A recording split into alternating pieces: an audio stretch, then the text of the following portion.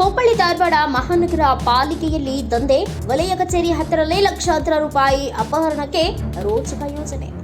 ಹುಬ್ಬಳ್ಳಿ ಧಾರವಾಡ ಮಹಾನಗರ ಪಾಲಿಕೆ ವ್ಯಾಪ್ತಿಯ ವಲಯ ಕಚೇರಿ ಸಂಖ್ಯೆ 10ರಲ್ಲಿ ಭರ್ಜರಿ ಹಣ ದುರುಪಯೋಗ ನಡೆದಿರುವ ಸಂಚಾರಿ ಬೆಳಕಿಗೆ ಬಂದಿದೆ.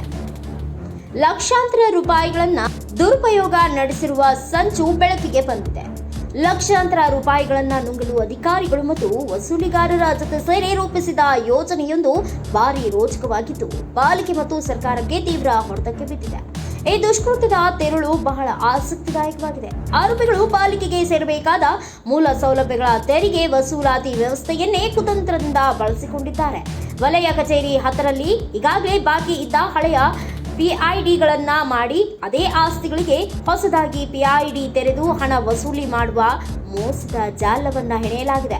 ಇದು ನಮ್ಮ ಹುಬ್ಬಳ್ಳಿಯ ವಲಯ ಕಚೇರಿ ಸಂಖ್ಯೆ 10 ವಾರ್ಡ್ ನಂಬರ್ 63ರ ಅಜಮೀರ್ ನಗರ್ ಸ್ಟೋರಿ. ಈ ಕರ ವಸೂಲಿ ವೀರ ಯಾರು?